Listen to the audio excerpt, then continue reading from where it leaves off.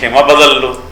जो खेमा नहीं बदल रहे हैं उनको पार्टी से निकाला जा रहा है। मुख्यमंत्री जी कहीं ना कहीं आरसीपी सिंह को हटाने का काम बहुत पहले से स्टार्ट कर चुके थे। आने वाले समय में जनता दल यूनाइटेड का नामो निशान बिहार की राजनीति से मिट जाएगा। जनता दल यूनाइटेड ही एक मात्र ऐसी पार्टी है जिसका ना अपना विचारधारा है ना कुछ नैतिकता है।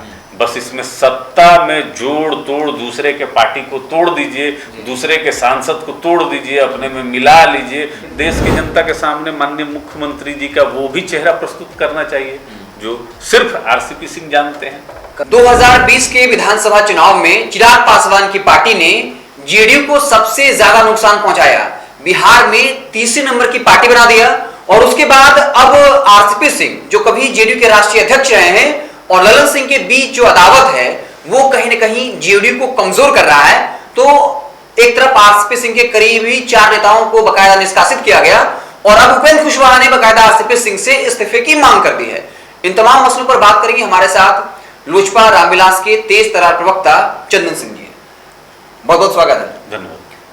2020 के चुनाव में तो आप लोगों की पार्टी ने नीतीश जी की पार्टी को तीसरे नंबर की पार्टी बनाया। अब क्या चल रहा है जेडीयू में? देखिए, बहुत पहले से मीडिया के माध्यम से और जो अखबार के माध्यम से हम लोग देख रहे हैं कि अंदर खाने में बहुत तेज लड़ाई लगी हुई है। आरसीपी सिंह वर्सेस ललन सिंह, और कहीं ना कहीं एक वर्चस्व की लड़ाई दिखाई पड़ती है संगठन के अंदर। एक समय ललन सिंह को भी पार्टी से निकाला गया था। आज आरसीपी सिंह को पार्टी से निकालने का नौबत लगभग आ गया है, क्योंकि इनके करीबी जितने लोग थे अब चिन्हित करके पहले तो उनको ऑप्शन दिया जा रहा है कि तुम खेमा बदल लो। जो खेमा नहीं बदल रहे हैं उनको पार्टी से निकाला जा रहा है। तो अब और ये सब देखिए, आदरणीय नीतीश कुमार जी की मौन सहमति के साथ हो रहा है। नालंदा में जिस तरीके से आरसीपी सिंह ने अपना एक वर्चस्व कायम किया था राजनीति, उसको तोड़ने का काम नीतीश कुमार जी पिछले कई महीनों से कर रहे हैं। अगर आप देख रहे हैं तो माननीय मुख्यमंत्री जी का लगभग दौरा नालंदा में केंद्रित रहा है। वहीं पे उन पे हमला भी हुआ। तो ये दर्शाता है कि माननीय मुख्यमंत्री जी कहीं ना कहीं आरसीपी सिंह को हटाने का काम बहुत पहले से स्टार्ट कर चुके थे। राज्यसभा में जब जाने का बात आया तो राज्यसभा में उनका पत्ता काटा गया। पत्ता को काटा गया, लेकिन देखिए इसको सार्वजनिक नहीं किया गया। नॉमिनेशन के आखिरी दिन जब भारतीय जनता पार्टी ने अपने राज्यसभा के उम्मीदवारों के नाम की घोषणा औपचारिक रूप से कर दी, तो आनंद फानंद में जनता दल यूनाइटेड ने भी अपने प्रत्याशियों की घोषणा की, जिसमें आरसीपी सिंह जी का नाम नहीं था। अब बेचारे के पास एक फ्लैट भी यहाँ पर था सरकारी, उसको भी सरकार जो है छीनने का काम कर रही है। इनके जो नज़दीकी के लोग थे, कार्यकर्ता थे, एक तो प्रवक्ता भी थे जो राष्ट्रीय चैनल पर बैठते थे, उनको भी हटाया गया। तो ये साफ संदेश है कि जनता दल यूनाइटेड में वर्चस्व की लड़ाई है। पार्टी पे वर्चस्व किसका रहेगा? ये वर्चस्व की लड़ाई है, इसकी परिणति क्या होगी, अंजाम क्या होगा? क्या जेडीयू पार्टी टूटेगी? बिल्कुल। देखिए, बिहार में आने वाले समय में जनता दल यूनाइटेड का नामो निशान बिहार की राजनीति से मिट जाएगा, क्योंकि इस पार्टी में अलग अलग दल से लोग आए हुए हैं। हमारे भी दल से बहुत लोग उसमें गए, लोभ और लालच में। क्योंकि संगठन कोई भी खड़ा होता है, उसका अपना संविधान होता है, आत्मा होती है, विचार होता है, जिसको लेकर कार्यकर्ता रात दिन काम करते हैं। जनता दल यूनाइटेड ही एक मात्र ऐसी पार्टी है जिसका ना अपना विचारधारा है ना कुछ नैतिकता है। बस इसमें सत्ता में जोड़ तोड़, दूसरे के पार्टी को तोड़ दीजिए, दूसरे के सांसद को तोड़ दीजिए, अपने में मिला लीजिए, दूसरे के प्रवक्ता को तोड़ लीजिए, दूसरे के संगठन मंत्री को कर लीजिए। मतलब हर जगह से ईंट पत्थर जुटा के अपना जो है मकान बनाने का काम बिहार के मुख्यमंत्री आदरणीय नीतीश कुमार जी ने किया। तो अब वो लोग जो है धरातल पे कहीं ग्राउंड पे काम नहीं कर रहा है। अच्छा, जनता दल यूनाइटेड के संगठन का जो भी विस्तार हुआ वह आरसीपी सिंह जी के कार्यकाल में हुआ। और आरसीपी सिंह ने कहा भी था कि जब वो थी तो कई नए तरीके के प्रकोष्ठ बनाए थे, लेकिन ललन सिंह जब राष्ट्रीय अध्यक्ष बने उन तमाम प्रकोष्ठों को भंग कर दिया, मतलब उनके करीबी को साइडलाइन किया गया एक के बाद एक। देखिए, आरसीपी सिंह जी को कहा जाता है कि भेजा गया था कि केंद्र में आप बात कीजिए कि 2 से ज्यादा मिले मंत्री पद, कम से कम 2 मिले। हाँ, लेकिन खुद जाके मंत्री बन गए बिना माननीय मुख्यमंत्री जी के पूछे हुए। इनको दिया गया दायित्व कि उत्तर प्रदेश में विधानसभा के चुनाव में जदयू को सीट मिले, उसमें भी कुछ नहीं। आरसीपी सिंह जी की इसके बारे में ये कहा जाता है चंदन जी कि जीडी को पहले से ललन सिंह को पता था कि बीजेपी सीट देगी नहीं, इसलिए सारा दारोमदार उनके ऊपर थोप दिया गया ताकि उनको मतलब क्रिटिसाइज किया, आलोचना की जा सके उनकी, आरसीपी सिंह की। देखिए, आरसीपी सिंह जी बहुत लंबे समय तक माननीय मुख्यमंत्री जी के साथ इन्होंने काम किया जी। तो अब इसमें तो इनका भविष्य नजर नहीं आ रहा है। इनके लोगों को भी बेइज्जत करने का काम पार्टी कर रही है, तो इनको जनता के सामने आना चाहिए, देश की जनता के सामने माननीय मुख्यमंत्री जी का वो भी चेहरा प्रस्तुत करना चाहिए जो सिर्फ आरसीपी सिंह जानते हैं। कभी ललन सिंह ने कुछ बयान दिया था पेट में दांत वाला, तो क्या आरसीपी सिंह को जब कहाँ ये तो है, कहाँ दांत है सब जानते हैं, वो हम ही ऑपरेशन करके निकालेंगे।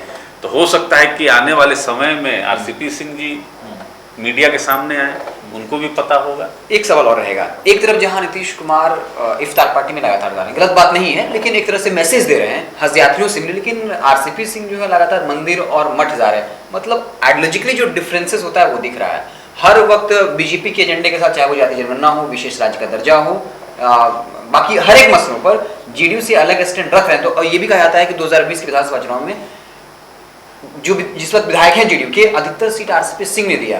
तो आपको लगता है कि कितने विधायक हैं जो आरसीपी सिंह के संपर्क में हैं और वो टूट सकते हैं? नहीं, देखिए, आरसीपी सिंह के संपर्क में तो विधायक थे जी। इफ्तार दावत में जो वो नालंदा में किए उसमें तो वो साबित भी किए, 22 या 23 विधायक पहुंचे भी थे जी। अब माननीय मुख्यमंत्री जी को इसी का डर था, राज्यसभा से तभी तो इनका पत्ता को काटा गया और आखिरी समय तक डिस्क्लोज नहीं किया गया। अब जहाँ तक बात रहा है, एक तरफ देखिए मुख्यमंत्री जी का जो एक सेकुलर चेहरा अपने को प्रस्तुत करने का प्रयास करते हैं, तो उसमें आरसीपी सिंह जी का तो स्पष्ट पहले से दिख रहा है कि वो भारतीय जनता पार्टी के बेहद करीब हैं। तो व्यक्ति का अपना नजरिया होता है कि मठ मंदिर घूमना है आपको कि आपको मजार पे चादर चढ़ाना है, तो माननीय मुख्यमंत्री जी तो इस सब में माहिर हैं। चलिए, अगला सवाल ये होगा, उपेंद्र कुशवाहा जो संसदीय बोर्ड के अध्यक्ष हैं, उन्होंने कहा कि आरसीपी सिंह को नैतिकता के आधार पर इस्तीफा दे देनी चाहिए। तो उपेंद्र कुशवाहा पर ये नैतिकता वाला शब्द कितना फिट बैठता है, कैसे देखते हैं इसको? देखिए, उपेंद्र कुशवाहा तो अभी हाल फिलहाल में अपने पार्टी का विलय जनता दल यूनाइटेड में किए। हमको याद आता है कि उपेंद्र कुशवाहा जी प्रदर्शन कर रहे थे अपने पार्टी का हाल फिलहाल में, अब मार के इनका माथा फोड़ दिया था यही बिहार पुलिस। अच्छा, तो बहुत सारा आरोप तो बराबर लगाते रहे हैं उपेंद्र कुशवाहा माननीय मुख्यमंत्री जी पे। एक आरोप और लगता है जब आवाज से पूरा सामान फेंकवा दिया गया था। तो सत्ता के लोभ में लोग क्या क्या नहीं बोलते हैं। तो अब आरसीपी सिंह जी को नैतिकता का पाठ पढ़ा रहे हैं। मेरा आग्रह है उपेंद्र कुशवाहा जी से कि माननीय मुख्यमंत्री जी को भी थोड़ा सा नैतिकता का जो है ना पाठ का जो गंगाजल है उन पे भी थोड़ा सा छिड़क दीजिए। 43 विधायक हो के भी मुख्यमंत्री बने बैठे हुए हैं। इसी बिहार में 5 लोग एक ही परिवार के फांसी लगा लेते हैं गरीबी के कारण। माननीय मुख्यमंत्री जी के गृह क्षेत्र का सोनू इनके शिक्षा व्यवस्था पर प्रश्नवाचक चिन्ह लगा देता है। इसी बिहार में बीपीएससी का प्रश्न पत्र लीक कर जाता है। 19 लाख रोजगार के नाम पर सिर्फ बिहार के नौजवानों को ठगा जाता है। तो कहाँ गया नैतिकता? नैतिकता वही है आपका कि भारतीय जनता पार्टी के पैर में अपना नाक रगड़िए कि मुख्यमंत्री पद पर हमको बने रहने दीजिए। कहाँ गया नैतिकता? कहाँ प्रधानमंत्री के मटेरियल, कहाँ प्रेसिडेंट के मटेरियल? तो सारा मटेरियल माननीय मुख्यमंत्री जी हो जाएंगे तो बाकी लोग का मतलब घंटी डुलाएगा। अगला सवाल ये है कि 2020 में तो वो बन गए 43 सीट के साथ सीएम, लेकिन आने वाले वक्त में 2025 का जो विधानसभा चुनाव होगा उसको लेके क्या लग रहा है? सीएम नीतीश कहाँ खड़े होंगे, किसके साथ खड़े होंगे, उनकी क्या भूमिका होगी? देखिए, मुख्यमंत्री की लोकप्रियता लगातार गिरती जा रही है और इसका अंदाजा माननीय मुख्यमंत्री जी को भी है। तो लगातार अभी तो बिहार में कहीं नहीं घूम रहे हैं। देखिए ये वैसे जगह पे जा रहे हैं जहां इनको लग रहा है कि कुछ योजना है। कभी काकोलत घूम लिए, अब काकोलत घूमने के भी पीछे उनका आरसीपी सिंह ही प्रकरण था।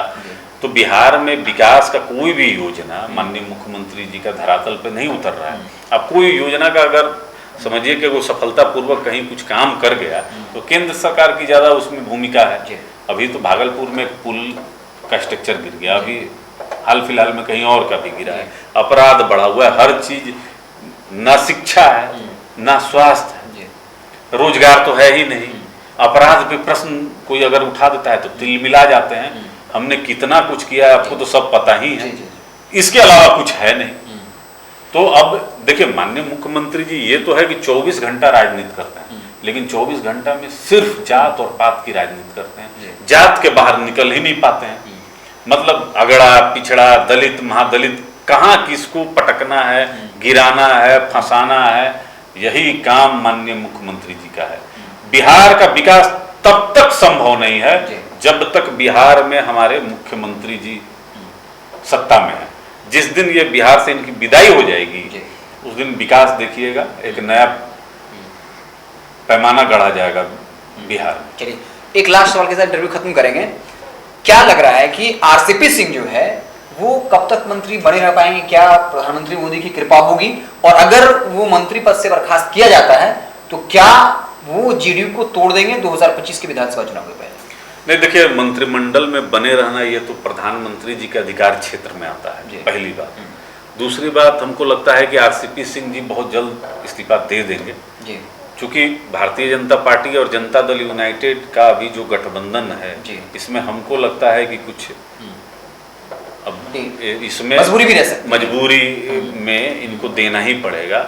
समय आने पर आरसीपी सिंह भारतीय जनता पार्टी का ही दामन थामेंगे, क्योंकि जो अभी वक्तव्य उनके तरफ से आ रहा है उससे यही साबित हो रहा है कि माननीय प्रधानमंत्री जी के पक्ष में आरसीपी सिंह जी हैं और इसी चीज को माननीय मुख्यमंत्री जी पचा नहीं पा रहे हैं। लेकिन बहुत सारे ऐसे गहरे राज हैं जो आरसीपी सिंह जी के पास दफन है।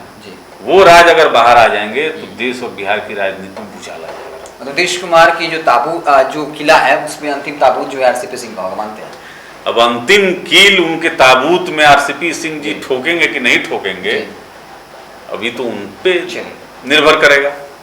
तो हमारे साथ लोजपा रामविलास के तेज तर्रार प्रवक्ता चंदन सिंह थे। बकायदा जेडीयू के अंदर जो कुछ चल रहा है उस पर अपनी बात रखी, क्योंकि आपको याद होगा 2020 के विधानसभा चुनाव के बाद अगर नीतीश कुमार थोड़े कमजोर हुए हैं तो इनकी पार्टी जो है उसकी एक बड़ी भूमिका रही और खुलकर बता दिया कि आरसीपी सिंह जो है वो किस हद तक जेडीयू को हार्म कर सकते हैं। हमने बिहार की राजनीति के संदर्भ में बात की। आपको हमारी बातचीत कैसी लगी आप कमेंट सेक्शन में जरूर बताइएगा। बहुत बहुत धन्यवाद।